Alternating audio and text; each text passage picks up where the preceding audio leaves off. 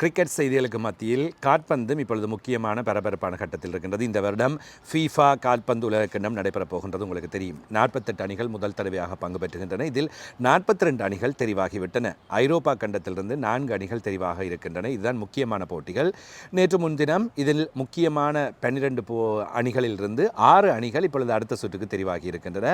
அவற்றிலிருந்து 4 அணிகள் தெரிவாக போகின்றன. மன்னிக்கவும், 8 அணிகள் தெரிவாகி இருக்கின்றன. 8 4 தெரிவாக போகின்றன. இன்னும் ஒரு குழுவில் இருந்து இன்னும் 2 அணிகள் தெரிவாக போகின்றன. மொத்தமாக 6 அணிகள். நடைபெற்ற போட்டிகளில் டர்க்கி அணி ரொமேனியா அணியை வெற்றி பெற்று அடுத்த சுற்று வாய்ப்பினை டர்க்கி பெற்றிருக்கின்றது. இத்தாலிய அணி நொதர்ன் அயர்லாந்து அணியை 2-0 என வெற்றி பெற்று அடுத்த சுற்று வாய்ப்பை பெற்றுக்கொண்டது. வேல்ஸ் மற்றும் பொஸ்னியா அணிகளுக்கு இடையிலான போட்டியில் பொஸ்னியா அணி பெனால்டி ஷூட் அவுட் அடிப்படையில் வெற்றி பெற்று 4-2 என அடுத்த சுற்று வாய்ப்பை பெற்றது. ஸ்வீடன் அணி 3-1 என்ற கோல் அடிப்படையில் யுக்ரைன் அணியை வெளியேற்றியிருக்கின்றது.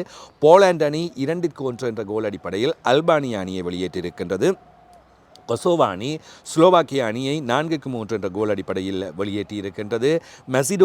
மெசிடோனியா அணியை 4-0 என்ற கோல் கணக்கில் டென்மார்க் வெளியேற்றியிருக்கின்றது. செக் ரிப்பப்ளிக் அணி பெனால்டி ஷூட் அவுட் முறையில் 4-3 என்ற அடிப்படையில் அயர்லாந்து அணியை வெளியேற்றியிருக்கின்றது. இதன் அடிப்படையில் Bosnia Italy, Sweden Poland, Kosovo Turkey, check republic அதாவது செக் குடியரசு மற்றும் டென்மார்க் அணிகளுக்கு இடையிலான போட்டி நடைபெறப் போகின்றன.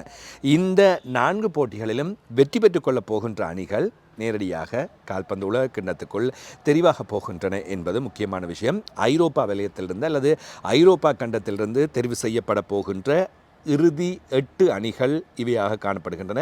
இவற்றிலிருந்து 4 அணிகளே அடுத்த சுற்று வாய்ப்பு, அதாவது உலக கிண்ணத்தில் விளையாடப் போகின்ற வாய்ப்பை பெறப்போகின்றார்கள் என்பது இன்னும் ஒரு முக்கியமான விடயம்.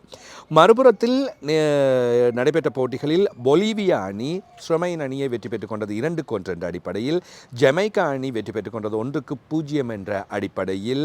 எனவே அதன் அடிப்படையில் ஜமைக்கா மற்றும் கொங்கோ அணிகளுக்கு இடையிலான போட்டி ஒரு இறுதிப் போட்டியாகவும், ஈராக் மற்றும் பொலிவியா அணிகளுக்கு இடையிலான போட்டி இன்னும் ஒரு போட்டியாகவும் இடம்பெறவிருக்கின்றன. இது வலயங்களுக்கு உட்பட்ட அல்லது கண்டங்களுக்கு உட்பட்ட பிளே ஆஃப் போட்டிகளாகும். எனவே இவற்றிலிருந்து 2 அணிகள் தெரிவு செய்யப்பட போகின்றன. மொத்தமாக இந்த 4 அணிகளிலிருந்து 2 அணிகள் அடுத்த சுற்று வாய்ப்பினை பெற்றுக்கொள்ளப் போகின்றன. எனவே இறுதி 6 அணிகள் எவை? ஏப்ரல் 1ஆம் தேதி 2ஆம் தேதி அளவில் இந்த முடிவுகள் போட்டிகள் எல்லாம் நடைபெற்று முடிவடைந்து 48 அணிகளும் தயார் நிலையில் இருக்கும். மீண்டும் அந்த வீடியோவில் சந்திப்போம்.